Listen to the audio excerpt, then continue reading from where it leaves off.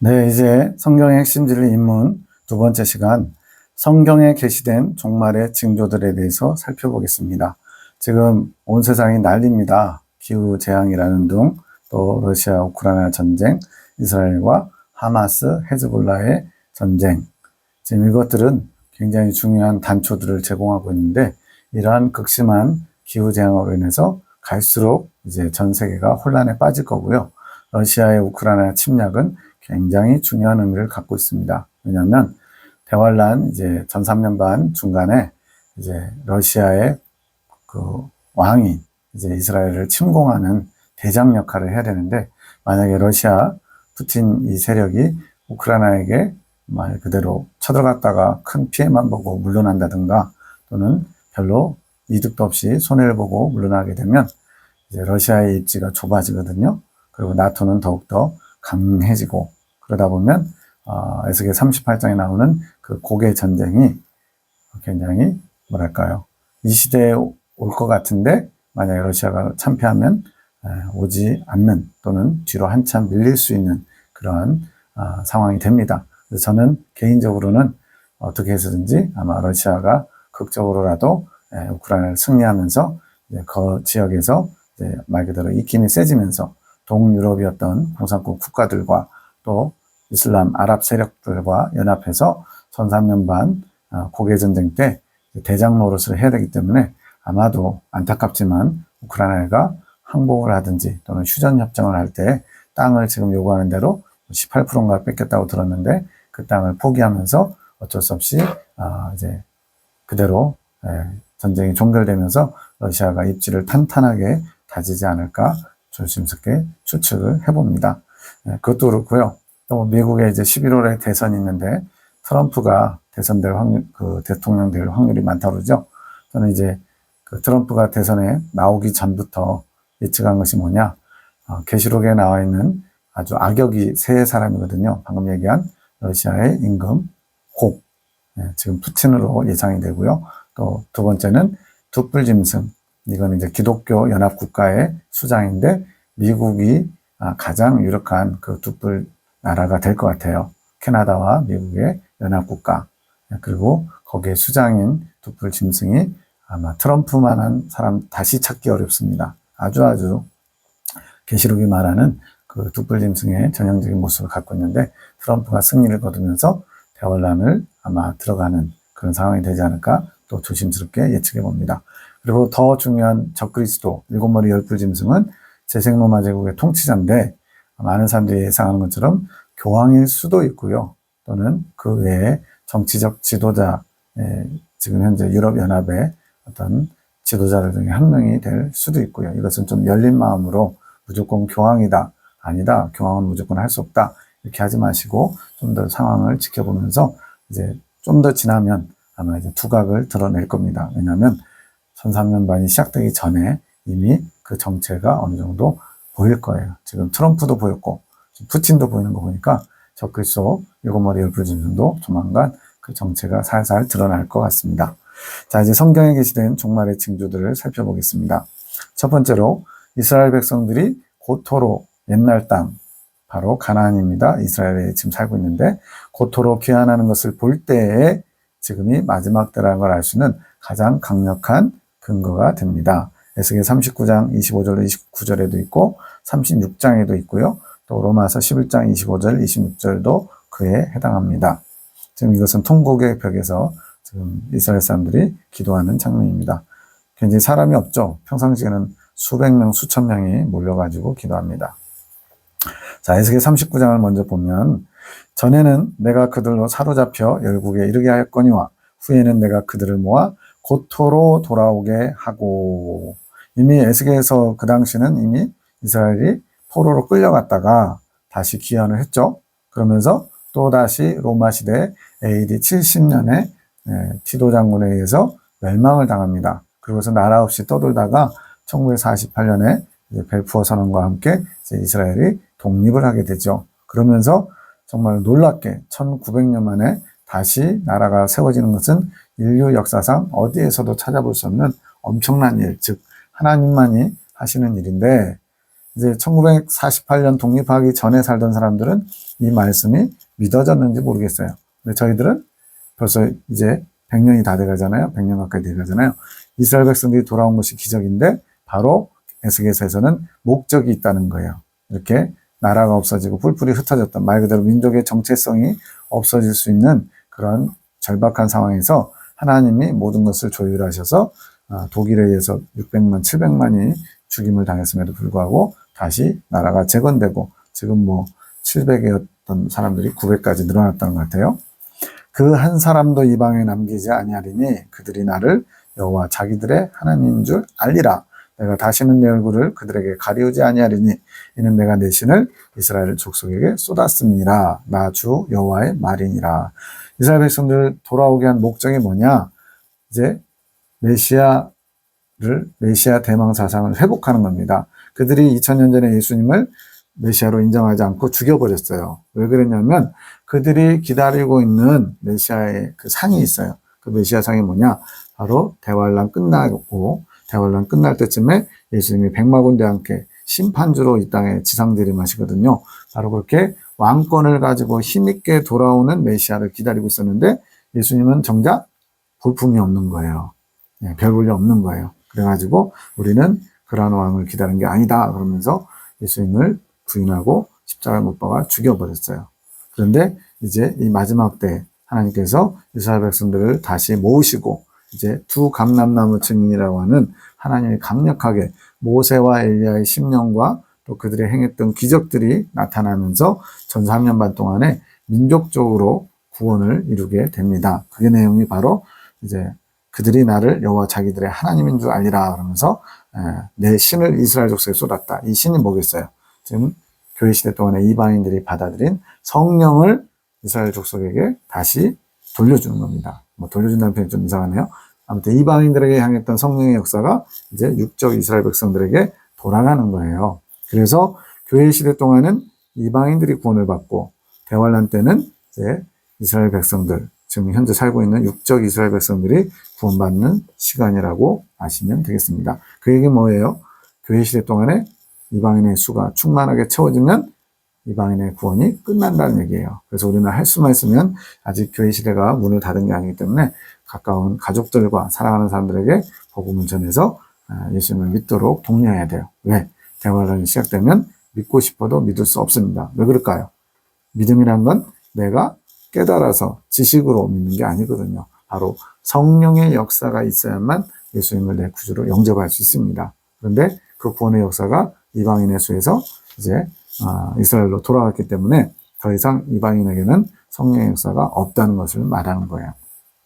그래서 지금 이스라엘 백성들이 1948년에 이스라엘 나라가 세워지고 지금 더 돌아오고 있죠. 우크라이나 전쟁 때문에 우크라이나에 살던 이스라엘 사람들도 무수히 많이 돌아왔다는 거예요. 이런 환경 속에서 이제 이스라엘이 전 3년 반 동안에 두 감람나무 증인을 통해서 이제 민족적으로 구원을 받게 하시려고 하나님이 이스라엘 백성들을 고토로 불러 모으고 계십니다. 지금 계속 미어터지고 있죠.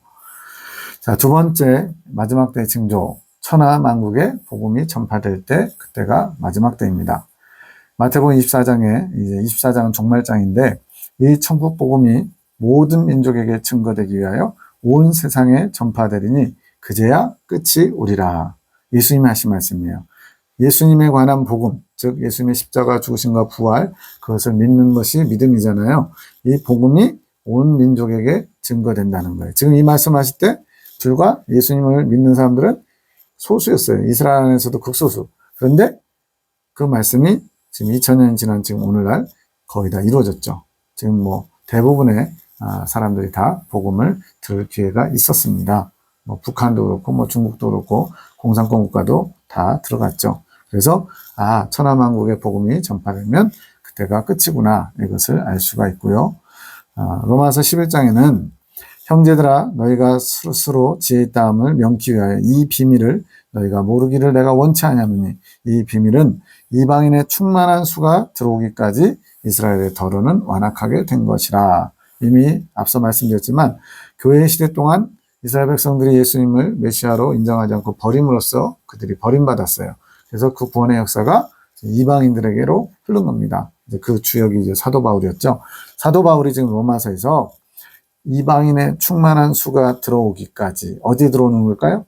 하나님 백성의 하나님의 그 테두리 안에 하나님이 정하신 이스라엘 백성의 외 이방인들의 구원받는 수가 정해져 있다는 겁니다. 충만이라는 건 뭐예요? 꽉 채워지는 거예요. 그게 얼마인지 알 수 없지만 이방인들의 구원받는 수가 다 차면 그 차기까지는 어떻게 해요? 이스라엘의 덜어란 말은 뭐 그 중에 일부 이렇게 느껴지는데 전 민족이죠. 온 이스라엘 민족이 다 완악하게 돼서 버림받았던 겁니다. 그 역사가 1900년 가까이 되는 거예요. 그리하여 온 이스라엘이 구원을 얻게 된다. 지금 이루어지고 있잖아요. 메시아닉 주, 이스라엘 사람들 중에 예수님을 메시아로 영접하는 사람들이 제가 전에 들을 때 5만이었는데 지금은 뭐 한 10만쯤 되지 않을까요? 많이 늘었어요. 그러면서 나중에 천삼년반 때 두 감람나무 증인에 의해서 온 민족이 구원을 얻게 될 겁니다. 이것처럼 하나님께서 이방인의 충만한 교회 시대 동안에 채우는 기간이 있고요. 그것이 끝나면 이제 다시 구원이 이스라엘로 돌아가는 거예요. 그래서 예수님 얘기한 너희가 오직 성령이 너희에게 임하시면 너희가 온 유대와 사마리아와 땅끝까지 이르러 내 증인이 되리라 그랬는데 땅끝이 어디냐? 예전에 뭐 러시아다, 북한이다, 공산권 세력을 얘기했는데 사실은 우리가 지구는 둥그렇잖아요. 점을 콕 찍어가지고 한 바퀴 돌리면 끝이 어디냐면 제자리예요, 제자리. 그래서 예루살렘에서 시작된 복음이 유럽을 거쳐서 미국을 거쳐서 우리나라를 거쳐서 동남아를 거쳐서 이제 다시 이스라엘로 돌아가는 겁니다. 그래서 백투 예루살렘 운동이라고 해서 알리아 운동이라고 해서 지금 이스라엘에 많은 사람들이 가고 그러잖아요. 선교사로. 자, 이스라엘 백성의 구원이 마지막 때에 이루어질 일이기 때문에 그렇습니다. 자, 이런 것을 봤을 때 바로 마지막 때라는 걸 알 수가 있고요. 세 번째 증거는 적그리스도가 준비되는 모습을 볼 때에 마지막 때라는 걸 알 수 있습니다. 계시록 13장은 이제 13장부터 후 3년반이 시작인데 전 3년반, 후 3년반 이렇게 절반 나누는 기준이 누구냐? 바로 적그리스도가 출현하는 거예요. 내가 보니 바다에서 한 짐승이 나오는데 뿔이 10이요 머리가 7이라 그 뿔에는 10면류관이 있고 그 머리들에는 참남된 머리들이 있더라. 7머리 10뿔 짐승인데 이것은 제가 계시록에서 엄청 자세하게 설명해 놨습니다. 13장을 참고하시고요. 이 바다에서 한 짐승이 나온다는 것은 바로 이제 전면에 등장하는 거예요. 누가? 7머리 10뿔 붉은 용이 사람의 몸속에, 여기서는 짐승이라고 표현했지만 양심에 화인 맞은 자, 이성 없는 짐승 같은 자, 하나님 보시기에는 형상은 사람인데 말 그대로 양심에 화인 맞아서 가라지가 된 거예요. 그래서 하나님의 구원에서 탈락한 사람인데 그 사람의 몸속에 붉은 용, 사단이 들어가서 이제 전면적으로 등장하게 됩니다. 이때부터 적그리스도라고 불리고 그 전에 1300년 동안은 제생로마 제국 통치자라고 부르는 것이 성경적인 그런 용어라고 할 수 있어요. 즉 제생로마 제국 통치자, 오늘날 유럽연합의 수장격인 사람이 지금 유럽연합의 그 위원장 얘기하는 게 아닙니다. 다시 막 바뀔 거예요.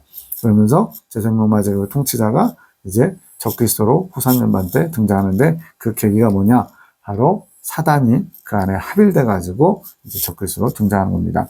이 적그리스도가 지금 등장하기 위해서 지금 뭐가 준비되고 있냐면 바로 유럽연합이라고 하는 제생로마 제국, 즉 로마의 영광을 재현하고자 이제 유럽의 나라들이 뭉쳐가지고 지금 27개 국가가 형성되어 있는데 이 후 3년반이 시작되기 전에는 10나라로 줄어들 겁니다. 아마 전쟁이나 뭐 이런 걸로 해서 줄어들 걸로 예상이 됩니다. 그래서 이 10나라 연합국가의 통치자가 바로 적그리스도인데 지금 유럽연합도 처음엔 뭐 유럽 공동체가 아니라 뭐 경제 공동체로 시작하고 막 그랬어요. 1960년대인가요? 60, 70년대부터 필요에 의해서 처음에는 몇 개 나라도 없었고 경제적인 협력만 하려다가 지금은 의회도 만들어지고 대통령도 뽑고 위원장이네 뭐네 해가지고 한 나라처럼 지금 움직이죠. 그래서 뭐 미국, 유럽연합 이런 식으로 협상 대상이 이렇게 하나의 주체처럼 이렇게 돼 있습니다. 이걸 볼 때 바로 마지막 때라는 거예요. 왜? 지금 이스라엘을 공격하기 위해서 마귀가 이 제생로마 제국을 사용하거든요. 그래서 이 제생로마 제국의 통치자인 그가 이제 마귀와 합일되면서 적그리스도로 등장하는 게 후 3년반 시작인데 바로 지금 유럽연합이 지금 활발하게 미국하고 거의 뭐 동등한 위치에서 움직이는 거 볼 때 적그리스도가 등장하기 위해서 지금 기반이 마련되고 있구나. 이것을 알 수가 있습니다. 1900년 동안은 왜 조용했을까요? 이스라엘이 없어져 버렸잖아요. 그러니까 마귀가 하나님 백성들 지극히 미워합니다. 왜? 하나님한테 덤볐다가 완전히 박살났잖아요. 그래서 이제 하나님이 기뻐하시는 이스라엘 백성들을 원수같이 여겨요. 예수님 이 땅에 오셨을 때도 마찬가지고, 그래서 이스라엘을 공격해가지고 로마 배후에서 공격해서 AD 70년에 망해서 이스라엘 나라가 없어졌어요. 그러니까 마귀도 나름대로 잠잠했다가 다시 이스라엘이 1948년에 독립하면서 생겨나니까 마귀 입장에서는 이제 다시 그들을 공격하도록 이제 또 활동을 활발하게 시작하는 거예요. 그 전까지는 배후에서만 이렇게 살살 움직였다면 이제 하나님 백성들 민족이 다시 만들어지니까 똑같이 재생 로마 제국, 로마 제국의 영광을 재현한답시고 지금 유럽연합이 시작된 것입니다. 요한일서에도 보면 아이들아 이것이 마지막 때라 적그리스도가 이르겠다함을 너희가 들은 것 같이 지금도 많은 적그리스도가 일어났으니 이러므로 우리가 마지막 때인 줄 아노라. 저희가 우리에게서 나갔으나 마지막 때라는 개념, 종말이라는 개념은 제가 말씀드렸죠. 예수님이 오셔서 죽으시고 부활 승천하시는 그 시점부터가 마지막 때에 왜 7년밖에 안 남았어요. 하나님의 계획표 안에는. 그래서 이 바로 사도 요한이 기록하고 있는 이때도 마지막 때입니다. 그런데 중요한 표현을 했어요. 저희가 우리에게서 나간 자들, 적그리스도, 그리스도를 대적한다는 의미잖아요. 그리스도를 대적하는 아주 사단의 악령에 합일된 사람인데 우리에게 있다가 나간 사람, 즉 기독교인이라는 얘기입니다. 어떤 분들은 적그리스도를 무슨 이슬람의 지도자다, 또 불교의 지도자다 이런 식으로 하는데 그거 절대 아닙니다. 기독교인이었는데 타락해서 마귀가 그 안에 합일된, 악령에 합일된 사람이에요. 그래서 이것을 봤을 때 재생로마 제국 통치자도 악령이 합일된 사람. 그래서 아까 13장에서 악령이 합일되면서 적그리스도라는 이름으로 등장하게 되는 겁니다. 물론 자신이 적그리스도라고 표현하지 않죠. 재림 메시아라고 얘기하겠죠. 우리에게 속하지 아니하였나니 만약 우리에게 속하였다면 우리와 함께 거하렸으니와 저희가 나간 것은 다 우리에게 속하지 아니함을 나타내려 함이니라. 속할 수가 없어요. 왜? 이미 악령이 합일돼서 하나님 백성들과 함께 할 수 없다는 얘기입니다. 마지막으로 교통수단과 지식이 고도로 발달한 걸 봤을 때 마지막 때다. 다니엘서 12장은 이제 종말에 관한 이야기가 많이 있거든요. 거기 보면 다니엘아 마지막 때까지 이 말을 간수하고 이거를 봉함하라. 인봉이라는 말 어디서 나와요? 봉인. 계시록에서 7인 나오죠. 그런 같은 것처럼 이 내용이 감춰져 있게 하라는 거예요. 그러면서 마지막 때 현상에 대해서 많은 사람이 빨리 왕래하며 지식이 더하리라. 이제 번역본마다 조금씩 달라요. 근데 빨리 왕래한다는 건 교통수단이 발달한 거, 지식이 더해진다는 거는 지식이 고도로 발달하는 거 두 가지일 수도 있고요. 또 어떤 성경에는 지식을 얻기 위하여 막 왔다 갔다 바쁘게 움직인다는 표현도 해석이 있어요. 그래도 똑같은 거예요. 지식을 얻기 위해서 사람들이 정신없이 한다. 지금 정보화 산업, 이제 막 4차 산업을 넘어서서 AI 시대, 상상할 수 없는 그 몇십 년 전에 만들어졌던 터미네이터 영화가 실현되느냐 마느냐 이제는 사람들이 두려움을 느낄 정도로 로봇이 판단하는 그런 시대까지 왔어요. 이런 정보 시대인 거 봤을 때 마지막 때는 이렇게 고도로 지식이 발달할 것을 이미 다니엘서에서 예언하고 있습니다. 다니엘서가 언제 쓰였어요? 2600년 전에 쓰여진 거예요. 그 당시에 교통이 발달하면 얼마나 발달하며 지식이 더해져봐야 책도 제대로 구하기 어려운 책을 만드는 것 자체가 없었던 시대인데 이미 많은 지식들이 범람할 것을 예언하고 있습니다. 이렇게 4가지뿐만이 아니죠. 아까 말씀드린 것처럼 러시아의 푸틴 이 사람이 에스겔 38장에 나오는 6번째 나팔 재앙, 즉 3차 대전의 주역인 러시아의 왕, 그 사람의 모습을 많이 보여주고 있고요. 또 트럼프의 모습은 북부짐승의 전형적인 모습을 보여주고 있고요. 또 지금 이렇게 4가지 이스라엘 백성들이 고토로 귀환한 장면, 또 천하만국에 복음이 전파된 장면, 적그리스도가 준비되기 위해서 재생로마 제국, 지금은 유럽연합이죠. 유럽연합이 결성된 거, 또 마지막으로 교통수단과 지식이 고도로 발달한 것을 봤을 때 주님이 말씀하신 마지막 때임을 알 수가 있습니다. 여기까지 하겠습니다. 감사합니다.